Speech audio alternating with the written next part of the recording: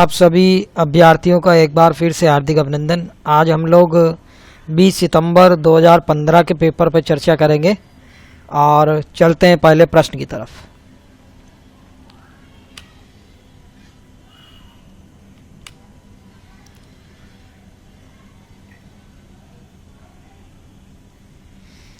पहला प्रश्न जो हमारा है उसमें लिखा है कि लकड़ी के बक्से में 290 पुस्तकों को पैक करना है। यदि एक बक्से में 98 पुस्तकें पैक हो सकती है तो एक बक्से का मूल्य 518 रुपये है। तो पुस्तकों को पैक करने में बक्सों का कुल मूल्य होगा। तो ये एक नियम वाला है कि हमें पहले बक्सों की संख्या निकालनी है। 290 पुस्तकें हैं और एक बॉक्स में 98 पुस्तकें आती है। ठीक है, तो बहुत सिंपल सा डिवाइड है हमारा, हो जाएगा। 98 का भाग पहले जाएगा तो हम लोग यहाँ पे इतना नंबर यूज़ करेंगे। अब हमारे पास बचा 4 और इधर 0 0 और 490। जब ये इस नंबर का आधा और एक 0 लगा है तो 5 बार भाग जाता है। ठीक है, तो 490 हो गया, ये ख़त्म। अब हमारे पास कितने बक्से आए? 15 बक्से आए। लेकिन क्या ये सही है? नहीं। अगर ऐसा किया तो मामला गड़बड़ हो जाएगा। एक संख्या उतारने के बाद हमें क्या करना है? अगला अंक उतारने के लिए यहाँ पर 0 लगाना है। ठीक है, आपको बार बार भाग करना सिखाया जा रहा है। अगर ऐसी गलती हुई और उतारने वाली मुश्किल पैदा हो गई तो मामला गड़बड़ हो जाएगा। 49 में आपका बचेगा नहीं और आप 0 ऐसे ही रख लेंगे तो आपका 15 आंसर आएगा। और कहीं आप सोचें कि 98 को 15 से गुणा करने पे 10,000 आएगा। नहीं, 100 को भी अगर 15 से गुणा कर ले तो केवल 1500 आएगा। ठीक है ना, तो यही भाग प्रक्रिया आपकी गलत हो सकती है, जिसको आपको ध्यान रखना है। अब चलते हैं कि एक की कीमत 518 रुपये है तो 518 यहाँ रख लेते हैं और 105 से गुणा कर लेते हैं। 5 अट्ठे 40, बच गया 4, 5 एकम 5 और 4 9 और 5 में 25। एक क्रॉस 0 से गुणा कराएंगे तो हमें 0 की ही प्राप्ति होगी और 2 क्रॉस लगा दिया तो ये हो गया 8, 1 और 5। ये हो गया 0, ये हो गया 9, 8 5 13, 3 और 1 4 और 5 54,390 जो कि पहले ऑप्शन में है। ठीक है, अगले प्रश्न की तरफ बढ़ते हैं।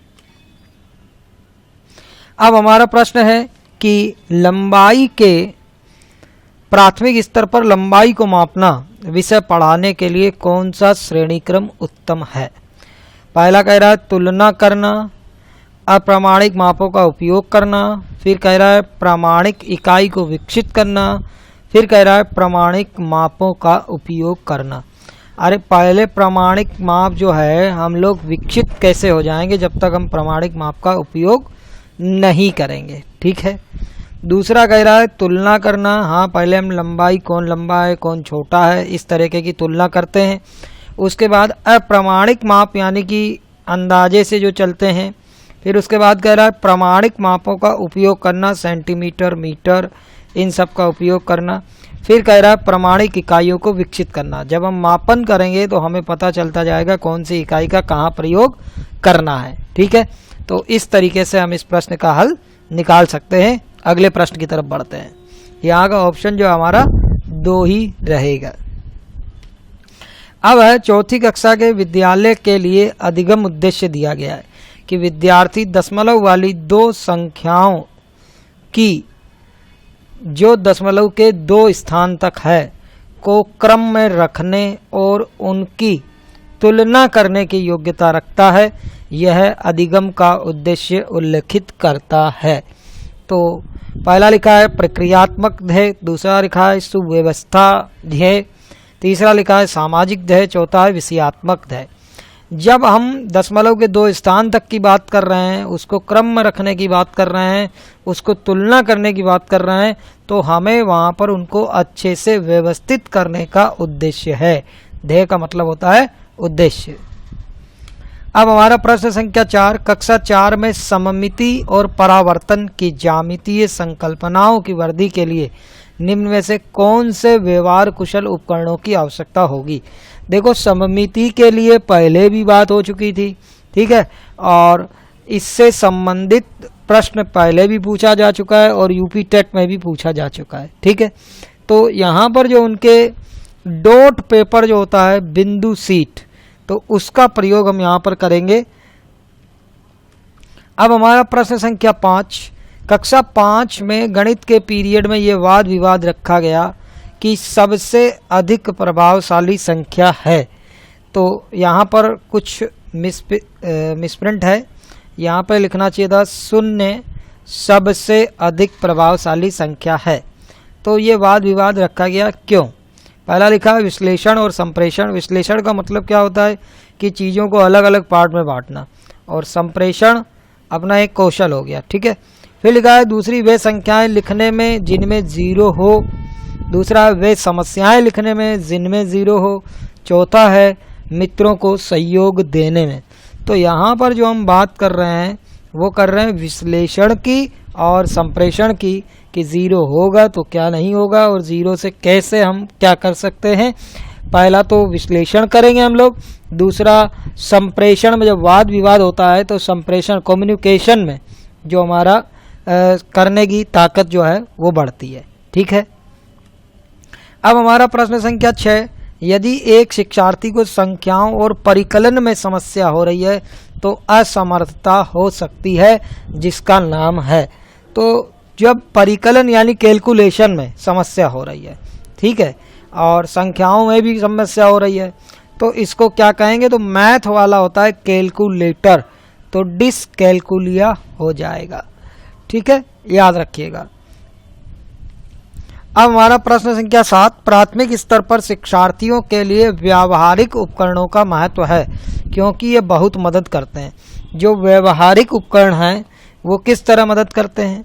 मानसिक और मौखिक परिकलन की गति बढ़ाने के लिए, दूसरा कह रहा है परिणाम में बेहतर प्रदर्शन के लिए, तीसरा कह रहा है मूल गणितीय संकल्पनाओं को समझने के लिए, चौथा कह रहा है शब्दों में व्यक्त समस्याओं को हल करने में। तो व्यवहारिक जो उपकरण होते हैं वो हमें मूल गणितीय संकल्पना को समझने में सहायक होते हैं, ठीक है। अब हमारा प्रश्न है कि निम्नलिखित में से कौन सा खुला अंत वाला प्रश्न है? तो खुला अंत वाले का मतलब मैंने आपको बार बार पहले भी बताया है, फिर से आपको बता दूं कि जिस प्रश्न के एक से ज़्यादा तरीके हो, जिनको करने के बहुत सारे तरीके हो, ठीक है, एक ना हो। तो पहला कह रहा आप 15 को 3 से गुणा किस प्रकार करेंगे? तो बहुत सारे तरीके हो सकते हैं 15 को 3 से गुणा करने के, ठीक है, लेकिन एक से ज़्यादा ही होंगे, ठीक, और निश्चित उत्तर ना हो। तो यहाँ पर जो हमारा है पहला ही प्रश्न है जिसके लिए कोई निश्चित विधि नहीं दी गई है, ठीक है। तो आगे चलते हैं।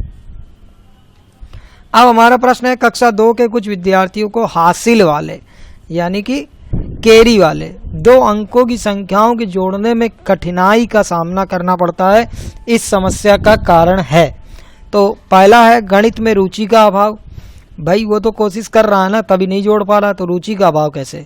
दूसरा है अंकित मान और जातीय मान में अंतर की समझ का अभाव, ये भी अभी नहीं कह सकते।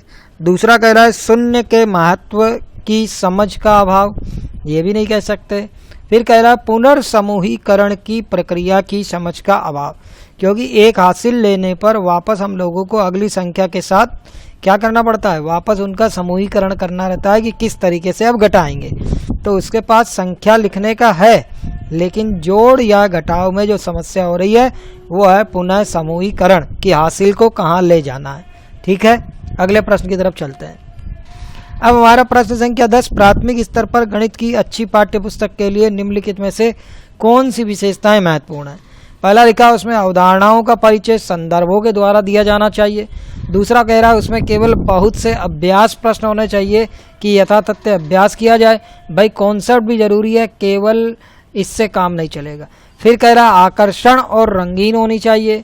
भाई होनी चाहिए, लेकिन उसकी केवल आकर्षण और रंगीन ही नहीं होना चाहिए, उनमें पढ़ने के लिए भी कुछ होना चाहिए। फिर वो मोटी और बड़ी होनी चाहिए, ज़्यादा मोटी किताब को तो बच्चा ऐसे ही डर जाएगा।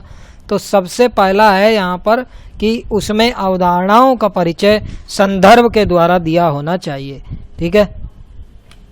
अब वैन हीले के ज्यामिति के अनुसार विद्यार्थी आकृतियों को लिखावट के अनुसार वर्णित और वर्गीकृत कर सकते हैं, तो वो किस स्थिति में है। तो यहाँ पर हम लोग कह सकते हैं कि वो जो है स्तर की अगर बात करें, जो विद्यार्थी आकृति दिखावट और वर्णित और वर्गीकृत कर सकते हैं वो है स्तर 0, जिसमें मानसिक चित्रण है। क्योंकि आकृतियों के वर्णन में आकृति का पहले मस्तिष्क में प्रतिबिंब बनता है, फिर मस्तिष्क द्वारा उनका वर्णन होता है, इसलिए यहाँ पर आएगा स्तर 0। ठीक है। अब हमारा प्रश्न है, गणित की कक्षा में संप्रेषण का उल्लेख किस क्षमता का विकास करना है। तो पहला लिखा है दंड आरेख को देखकर आंकड़ों के अर्थ लगाना। भाई ये संप्रेषण इसमें कहाँ हो रहा है। ठीक है। दूसरा कह रहा है कक्षा में पूछे गए प्रश्नों का उत्तर देना। इसमें संप्रेषण तो हो रहा है, लेकिन कक्षा में पूछे गए प्रश्नों के उत्तर देने से क्षमता का विकास हो रहा है, ये तो नहीं पता चलेगा। ठीक है। फिर लिखा है गणित की समस्याओं पर दूसरों के विचारों का खंडन करना। तो गणित के विचार तो आगे चल के एक ही हो जाएंगे, कितनी देर खंडन करेंगे।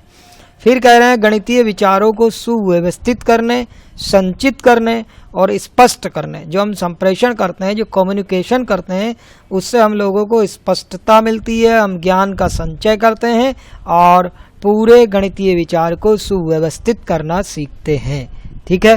तो यहाँ का ऑप्शन जो होगा वो 4 होगा। अब हमारा प्रश्न संख्या 13, यदि एक शिक्षार्थी पूर्णांकों, भिन्नों और दशमलव संख्याओं पर चारों आधारभूत संक्रियाएं संपन्न करने में समर्थ है तो वह है। तो जब वो संक्रियाएं संपन्न करने में समर्थ है तो विभाजनात्मक, उपादान अवस्था, संक्रियात्मक अवस्था और परिमाणात्मक अवस्था, तो वो संक्रियात्मक अवस्था में है क्योंकि वो संक्रिया कर पा रहा है। आधारभूत संक्रियाएं जो है वो होती है जोड़, भाग, गुणा। ठीक है। अब हमारा प्रश्न संख्या 14, राष्ट्रीय पाठ्यचर्या रूपरेखा 2005 सिफारिश करता है कि प्राथमिक स्तर पर गणित की शिक्षा का केंद्र होना चाहिए, कि गणित की शिक्षा का केंद्र क्या होना चाहिए। पहला उच्चतर गणित के लिए, दूसरा कह रहा है गणित के अमूर्त विचार जानना, तीसरा कह रहा है कक्ष में की गई पढ़ाई को विद्यार्थियों की दैनिक जिंदगी से जोड़ने में सहायता करना, चौथा कह रहा है विद्यार्थियों को गणित की शिक्षा में अंतर्राष्ट्रीय मापदंड अर्जित करने में सहायता करना। तो यहाँ पे अमूर्त विचारों को जानना या उच्चतर को जानना, सबसे पहली बात है कि उसको गणित में पढ़ाई की रुचि लगे और सारी चीज़ें सही हो जाए, और ये तभी हो सकता है जब हम उसको दैनिक जिंदगी से यानी आम जिंदगी से जोड़ने में उसकी सहायता करेंगे। अब हमारा प्रश्न है कि निम्नलिखित में से कौन सा संख्या की समझ का महत्वपूर्ण पहलू नहीं है। पहला है पंक्तिबद्धता, भाई पंक्तिबद्ध करना पड़ेगा। फिर है गणना करना, वो भी जरूरी है, और गणना के पहले है अंक लिखना, वो भी जरूरी है। संरक्षण करना यहाँ पर इतना विशिष्ट मुद्दा नहीं है, तो यहाँ पे ऑप्शन 4 हो जाएगा। अब हमारा प्रश्न है, अध्यापक ने कक्षा 4 के छात्रों को 36 टाइल दी और उन्हें सभी संभव आयतों में व्यवस्थित करने के लिए कहा। जैसे हमारे पास ये टाइल है 4, 36 तो बनाने में बड़ा समय लग जाएगा, तो इस तरीके से हम इसको व्यवस्थित करें कि वो हमें क्या आकृतियाँ दिखाई दे सकती है। जैसे ये ऐसे बनी, फिर ये वर्ग में भी बन सकती है, ठीक है, और आयत में भी बन सकती है क्योंकि वह 36 है, यहाँ तो हमने एक वर्ग में लिया है 4 टाइल, ठीक है। तो इस तरीके से उन्हें संभव सभी आयतों में व्यवस्थित करने के लिए कहा। इस क्रियाकलाप द्वारा, क्लब यहाँ पे गलत शब्द है, क्रियाकलाप द्वारा निम्नलिखित में से कौन सी संकल्पना को संबोधित नहीं किया जा सकता। देखो गुणनफल वो जब देखेगा कि यहाँ 2 टाइल है, यहाँ 2 टाइल है, तो यहाँ से अगर हम वर्ग का फॉर्मूला लगा देंगे तो गुणनफल आएगा, और गुणनफल करेंगे तो क्षेत्रफल भी आएगा, और जो संख्या है उसके टुकड़े करेंगे, जैसे यहाँ 9 लगा दी, यहाँ 4 लगा दी, तो गुणनखंड भी आएगा। यहाँ पर ऊंचाई नहीं दे रहा है, वो कह रहा है कि हमें एक प्लेन पैटर्न बनाना है, तो जो आयतन है ये ऑप्शन यहाँ पर बाहर हो जाएगा और यही सही ऑप्शन होगा। ठीक है,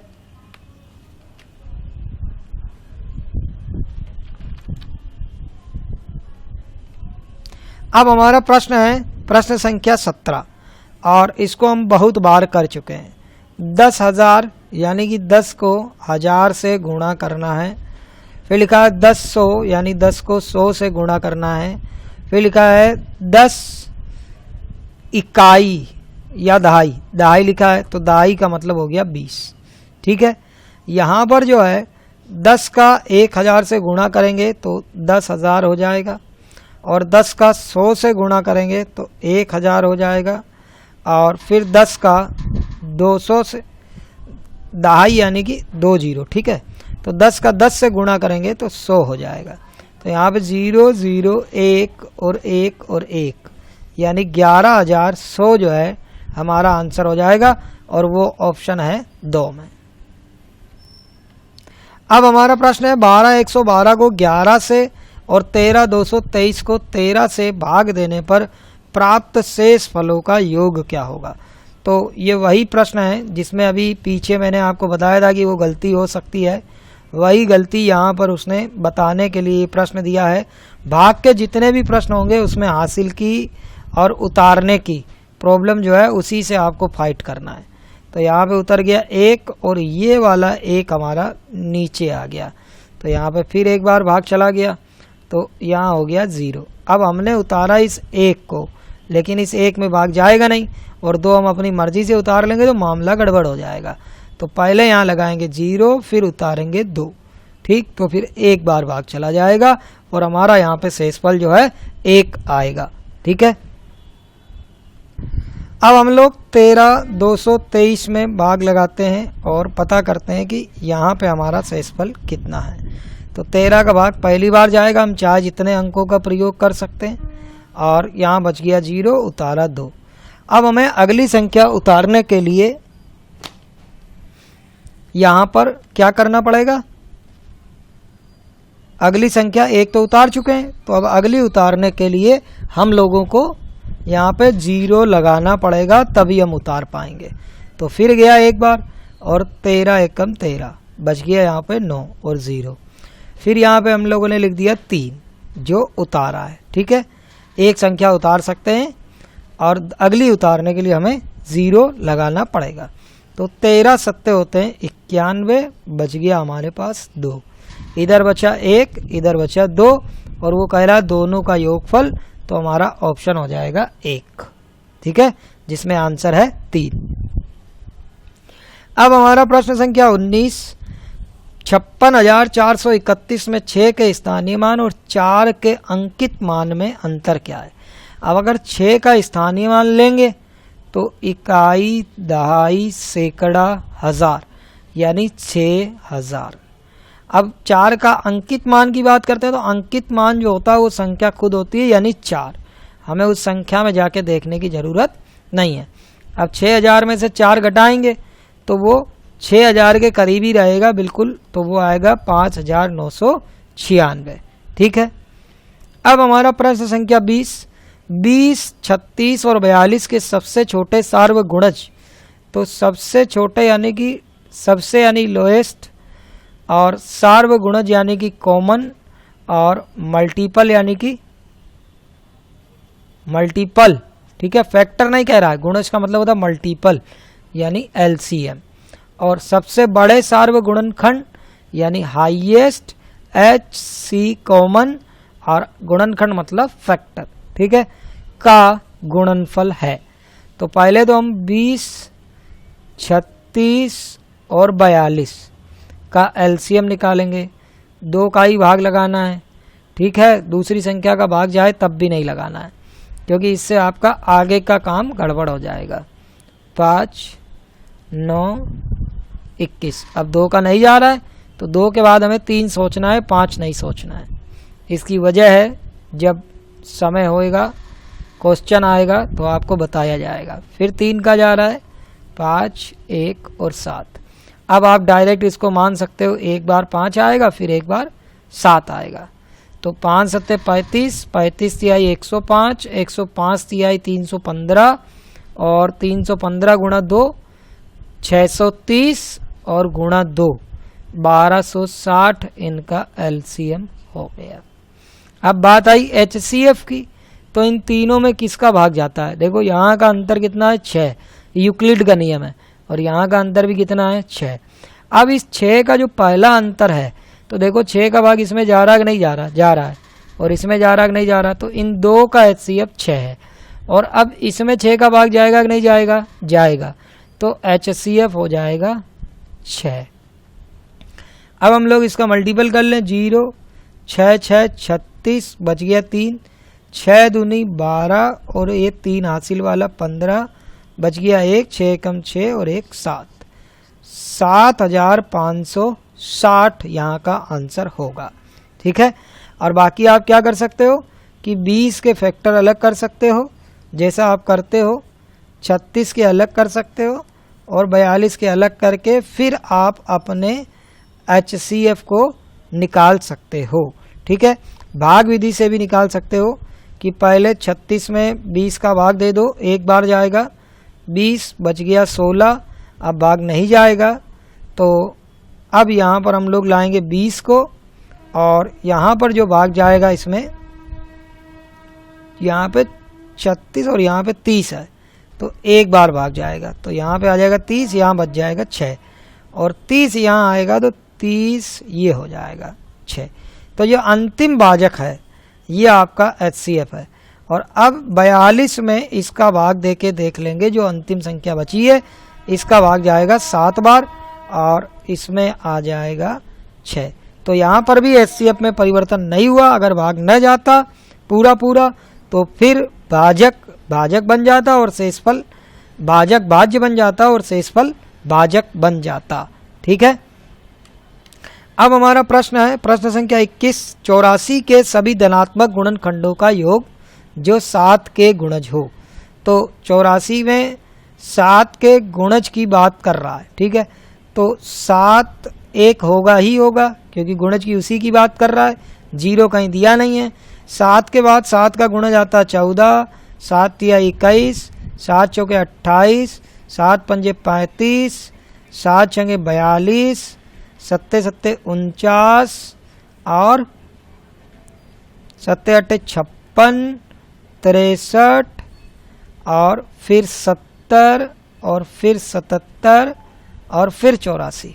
अब देखो 7 का भाग जाएगा 84 में, 14 का भी जाएगा, 21 का भी जाएगा, 28 का भी जाएगा, 35 का इसलिए नहीं जाएगा क्योंकि यहाँ पर 0 नहीं है, क्योंकि 5 का भाग उसी संख्या में जा सकता है जिस पे इकाई पे 0 या 5 हो। फिर 42 का जाएगा, फिर 49 का नहीं जाएगा और 56 का भी नहीं जाएगा, 63 का भी नहीं जाएगा, 70 का भी नहीं जाएगा, 77 का भी नहीं जाएगा, 84 का जाएगा। ठीक है। अब इनकी टोटल कर लेते हैं, 7, 14, 21, 28, 42 और एक हमारा है 84। ठीक है। तो इन सब की टोटल करनी है, 4 2 6 8, 14 और एक 15, 4 19, 7 26, बच गया 2, 8 4 12 और 2 14 और 2 16 और एक 17, 17 और 2 19, 196। ठीक है। अब हमारा प्रश्न संख्या 22, जब दिल्ली में समय 8:49 PM है, तब सिडनी में समय अगले दिन का 1:19 AM है। ठीक है। यदि दिल्ली में समय 11:29 है तो सिडनी में क्या समय होगा? तो पहली बात तो आप क्या कर लो, इसको सरलतम करने के लिए कि इस समय को आप PM में है ना, और PM वाला हम क्या लिख सकते हैं, 12 जोड़ करके 20:49 भी लिख सकते हैं। ठीक है। और इसमें अगले दिन का समय है 1:19 और बीच में दोनों के बीच में क्या आएगा, 24 कह सकते हैं या रात के 12 बजे आएंगे। ठीक है। अब 12 बजे के नीचे की अगर समय की बात करें तो पहले 24 में से 20 चले गए तो 4 घंटे बचे, 4 में से 49 और घटा दो तो 3 घंटे 11 मिनट यहाँ से प्लस चल रहा है, और यहाँ से प्लस चल रहा है 12 के बाद कितना है 1 घंटा 19 मिनट। अब इन दोनों को जोड़ेंगे तो 4 घंटे 30 मिनट जो है सिडनी का समय आगे चल रहा है। तो 11:29 AM जहाँ हो रहा है दिल्ली में, तो वहाँ पर 4 घंटे 30 मिनट और जुड़ेंगे और ये हो जाएगा 9, ये 5, ये 5 और ये 1, यानी 15:59 मिनट, और इसमें से हम 12 घटा दें तो 3:59 मिनट हो जाएगा। ठीक है, और 3:59 मिनट किसी में दिया है?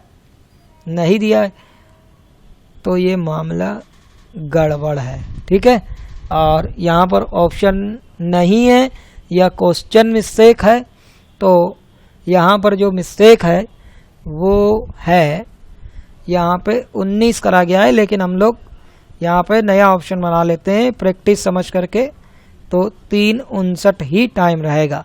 अगर यहाँ 19 होता, जैसे यहाँ पे 19 है, तो ये चेंज हो जाता और यहाँ पर जो 3:49 वाला है PM में वो ऑप्शन हो जाता। ठीक है, आगे चलते हैं।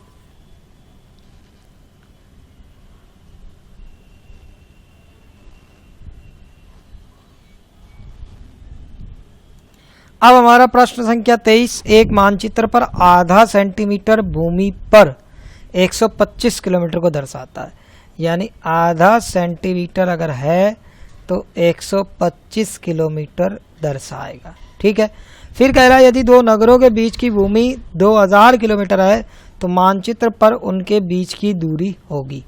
तो आधा सेंटीमीटर बराबर 125, तो 1 सेंटीमीटर बराबर कितना हो गया 250। ठीक है, तो अब 2000 में 250 का भाग लगा देंगे तो 0 से 0 कैंसिल और 25 अट्ठे होते हैं 200, यानी 8 सेंटीमीटर जो है इस 2000 के लिए दूरी होगी, वो होगा ऑप्शन 2।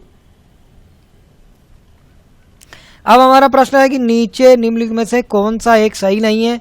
यह हर बार प्रश्न आता है, तो यहाँ पर कौन सा सही नहीं है इसके बारे में आपको मैं छोटी सी बात बताता हुआ चलूँगा, तो आपको बात समझ में आ जाएगी। ठीक है, तो यहाँ पर जो हम लोग बात करेंगे, तो ये पहला है 25 शतांश। तो शतांश लिखने के लिए मैंने आपको बताया था 25/100, यानी ये सही है। अब डेसिमल के इधर चाहे जितने जीरो लगा दो कोई फर्क नहीं पड़ता, ये भी सही है। और ये सामने सामने दिख रहा 2000 मिलीलीटर है, जिसमें कहा गया 2 लीटर और 9 ml, तो ये भी सही है क्योंकि 1 लीटर में 1000 ml होते हैं, 2 लीटर में 2000 ml हो गए, 9 ml अलग से कह रहा है, यानी ये भी सही है। तो हमारा ये ऑप्शन जो है वो सही नहीं है, तो यहाँ का राइट ऑप्शन जो होगा वो थर्ड हो जाएगा। ठीक है, अब हमारा प्रश्न है किसी विद्यालय में 660 विद्यार्थी हैं, इन विद्यार्थियों का 2/3 लड़के हैं, यानी 2/3 लड़के हैं, तो लड़कियां कितनी हैं 1/3। अब लड़कों की संख्या का 3/4 खिलाड़ी हैं और लड़कियों की कुल खिलाड़ियों की संख्या है। तो पहले तो हम लोग दोनों लड़के और लड़की को अलग कर लेते हैं, 660। ठीक है, और 660 का हम 2/3 निकालते हैं, तो ये हो गया 22 और 22 दूने हो गए 240, 440, 440 हो गए लड़के। ठीक है, और लड़कियां जो है वो हो गई 220। अब उसने कहा कि जो लड़के और लड़कियां हैं वो खेल में भी हैं, और उसने कहा कि खेल में जो है 3/4 जो क्या है वो है लड़कों की संख्या का 3/4 खिलाड़ी हैं। तो भाई 3/4 खिलाड़ी है तो क्या हो गया, तो लड़कियां कितनी बची पीछे, खिलाड़ियों में 3/4 लड़के हैं, तो खिलाड़ियों में 1/4 जो है वो लड़कियां हैं। ठीक है, अब 1/4 हम लोग निकालेंगे तो क्या हो जाएगा, 1/4 निकाल लेते हैं 220 का, तो ये हमें मिल गया 55। ठीक है, और फिर है यहाँ पर 440 का 3/4, 440 का 3/4 होगा 330। ठीक, अब वो कह रहा खिलाड़ियों की लड़कियों की कुल संख्या है, तो यहाँ पर जो है टाइपिंग मिस्टेक तो नहीं दिख रही है, और लड़कियों की कुल खिलाड़ियों की संख्या है, तो यहाँ पर आंसर वैसे तो 55 होना चाहिए, क्योंकि लड़कियों की कुल खिलाड़ियों की संख्या जो है वो 55 है। लेकिन ऑप्शन की तरफ ध्यान दें तो इन दोनों को जोड़ने पे कुल खिलाड़ी की अगर हम निकालें तो कुल खिलाड़ी जो है 385 हमारा ऑप्शन में मिल रहा है। तो यहाँ पे ये पूछा जाना चाहिए था कि कुल खिलाड़ियों की संख्या कितनी है, तो कुल खिलाड़ियों की संख्या 385 निकल कर आती। अगर खिलाड़ी जो लड़कियां हैं उनकी संख्या जो है वो 55 है। ठीक है, अब क्वेश्चन में क्या गलती है, जहाँ से टाइपिंग हुआ है तो ये मिस्टेक हो सकती है। अब हमारा प्रश्न है प्रश्न संख्या 26। रेनू अपने 9 मीटर लंबे तथा 7 मीटर चौड़े कमरे के फर्श पर टाइल्स लगाना चाहती है और टाइलों के निम्न साइज में वह कौन सी खरीदें जिससे कि फर्श पर टाइलें किसी टाइल को काटे बगैर लग जाए। ठीक है, तो यहाँ पर जो लिखा है टाइल का साइज होता है, पहले तो कमरे का क्षेत्रफल, टाइल की संख्या निकालनी है तो, और नीचे टाइल का क्षेत्रफल। अब वो कह रहा बिना काटे लग जाए, तो मीटर को पहले सेंटीमीटर में कन्वर्ट कर लो, 900 सेंटीमीटर और 700 सेंटीमीटर। अब आप ये देखो कि इनमें से किस संख्याओं का इसमें पूरा पूरा भाग चला जाएगा। देखो 65 का भाग तो 900 में भी नहीं जाएगा और 700 में भी नहीं जाएगा, ये नहीं हो सकता। फिर लिखा है 55 और 40, तो इसका भी भाग नहीं जाएगा, क्योंकि 55 का भाग इसी में नहीं जाएगा पूरा पूरा और इसमें भी नहीं जाएगा। 9 सत्ते 63 होते हैं, 6300 में 55 का भाग नहीं जाएगा। फिर लिखा 35 और 45, तो 35 का भाग 70 वाले में चला जाएगा और 45 का भाग 90 वाले में चला जाएगा। तो ये वाली जो टाइल साइज है वो हमें पूरा पूरा भागफल दे देगी, और जो टाइल पूरा पूरा भागफल दे देगी वही टाइल बिना काटे लगाई जा सकती है। ठीक है, अब हमारा प्रश्न है कि 6 घंटे में सेकंड की संख्या निम्नलिखित में से किसकी मिनटों की संख्या के बराबर होगी। तो हमारा जो ये प्रश्न है, तो यहाँ पर पहले तो हम 6 घंटे में देखें सेकंड कितने होंगे। तो 6 घंटे में पहले तो 1 घंटे में होते हैं 60 मिनट, फिर 1 मिनट में होते हैं 60 सेकंड। तो ये तो हो गए हमारे पूरे 6 घंटे में होने वाले सेकंड। अब एक दिन में मिनट कितने होते हैं भाई, एक दिन में घंटे होते हैं 24 और मिनट होते हैं 1 घंटे में 60। तो 1 60 तो कैंसिल हो गया, दूसरा हो गया 6 चौके 24 और 4 का भाग 60 में चला गया 15 बार, यानी 15 दिन के बराबर होगा। अब हमारा प्रश्न है 4 घनाभाकार और बक्सों की भुजाएं नीचे दी गई है, जिसमें 20 सेंटीमीटर, 25 सेंटीमीटर और 18 सेंटीमीटर है। दूसरा ऑप्शन दे रखा है 23, 20 और 20। तीसरा दे रखा है 20, 22 और 21। चौथा दे रखा है 24, 20 और 19। अब कह रहा है लकड़ी के 18,440 सेमी घनों को पैक करने के लिए निम्न में से किन बॉक्सों का प्रयोग किया जाएगा। तो हम यहाँ से पहले ऑप्शन में दे रखा है 1 और 2, तो इनका आयतन निकाल लेते हैं 1 और 2 का। तो 20 गुणा 25 होता है 500 और 500 गुणा 18 हो गया 9000। ठीक है, अब पहले के साथ दे रखा है दूसरा, तो दूसरे का है 23 दूना 46 और 46 दूना 92, तो यहाँ पे हमें मिल गया 9200। फिर लिखा है 20 गुणा 22, 22 दूना होते हैं 44, तो 440 और गुणा 21, तो ये हो गया 1 0। 440 गुणा 21, 21 का गुणा किया 0 से तो 0 और 21 चौके 84, बच गया 8, 21 चौके 84 और 8 92, ये हो गया 92 40। अब दूसरे ऑप्शन में लिखा है दूसरा और तीसरा, तो 9000 और 9000 हो गया 18000, 200 और 240 हो गए 440, यानी 18,440 के बराबर हो गया। तो यही ऑप्शन हमारा सही है। अब हमारा 29 नंबर प्रश्न, किसी आयत की लंबाई 80 सेंटीमीटर परिमाप वाले एक वर्ग की भुजा के 2 गुनी है। यदि आयत की चौड़ाई 20 सेमी है तो आयत का क्षेत्रफल वर्ग के क्षेत्रफल से कितना अधिक है। तो पहले तो आयत की लंबाई हमें निकालनी है, जिसमें कह रहा 80 सेंटीमीटर परिमाप वाले वर्ग। तो वर्ग का परिमाप आपको फॉर्मूला पहले भी बताया गया है, 4 गुणा भुजा। ज़्यादा से ज़्यादा सवाल करोगे फॉर्मूले अपने आप आने लगेंगे। तो 4 गुणा भुजा, और जब भुजा निकालेंगे तो हो जाएगा 80/4 यानी कि 20। अब वो कह रहा है किसी आयत की लंबाई 80 सेंटीमीटर परिमाप वाले एक वर्ग की भुजा की 2 गुनी है। तो यहाँ पे आयत की लंबाई कितनी हो जाएगी, आयत की लंबाई हो जाएगी 20 दूना 40, और चौड़ाई जो हमारी दे रखी है वो है 20, तो 20 हो गई। और आयत का क्षेत्रफल होता है लंबाई गुणा चौड़ाई, तो ये हो गया हमारा 800। और वर्ग का क्षेत्रफल हो गया, भुजा 20 है तो 20 गुणा 20 यानी कि 400। और 400 और 800 में अंतर कितना है जो वो पूछ रहा है, या अधिक है, दोनों बातों का एक ही मतलब होता है, तो 400 अधिक है।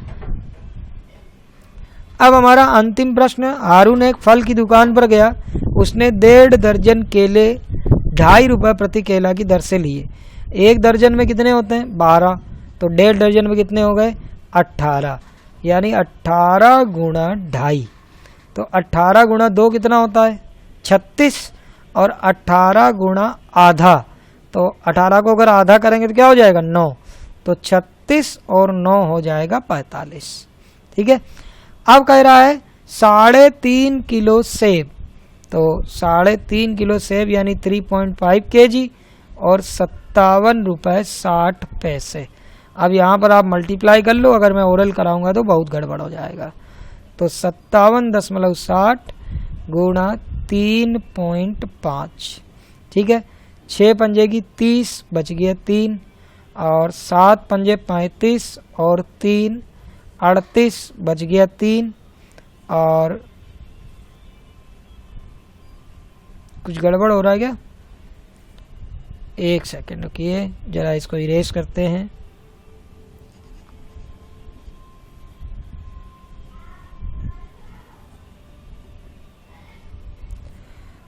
$57.60 गुणा 3.5, ठीक है।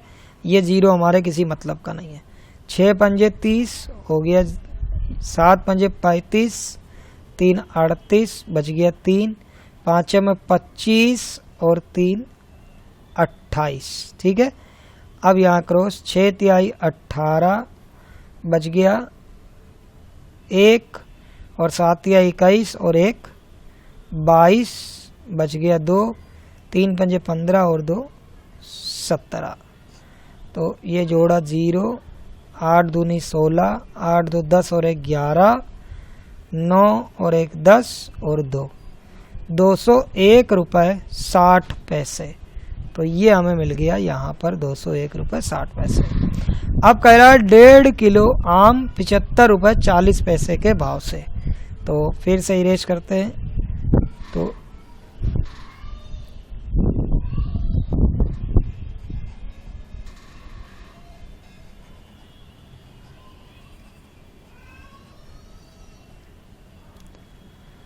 अब हमारा है 75.40 गुणा 1.5 यानी 1.5। इस जीरो को हटा देते, कोई मतलब नहीं। 15 चौके 60 डायरेक्ट कर लेते हैं। फिर है 15 पंजे 75, और 6 81, और 15 सत्ते 105, और 8 113, यानी 113 रुपये 10 पैसे। 15 चौके 60, ठीक है, 113 रुपये 10 पैसे।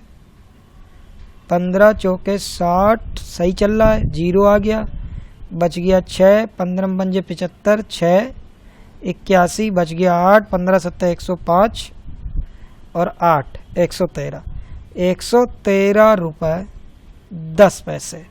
और 750 ग्राम अंगूर है जो 120 रुपये के भाव से, यानी 90 रुपये। ठीक है, अब इनको जोड़ लेते हैं तो 10 पैसे और 60 पैसे हो गए 70 पैसे, 30 पैसे तो इसी ऑप्शन में आ रहा है। अब लिखा है 200 और 100, तो ये हो गया। अब है 45, इसका इकाई 5 और 1 6 और 3 9। ठीक है, अब हो गया 4 और 1 5 और 9 14, बच गया 1 2 और 1 3 और 1 4, 449 रुपये 70 पैसे। तो पहले हम इसको मान लेते हैं 450 रुपये। ठीक है, अब 450 रुपये के हिसाब से 50 रुपये आ गए, 30 पैसे उसको और वापस कर देते हैं, यानी ऑप्शन 3। ठीक है, आज के लिए हमारा ये 30वां प्रश्न। और जो भी यहाँ पे टाइपिंग मिस्टेक से प्रॉब्लम हुई है उसको आप इग्नोर करते हुए क्वेश्चन की तरफ ध्यान दें। अगले एपिसोड में फिर मिलेंगे।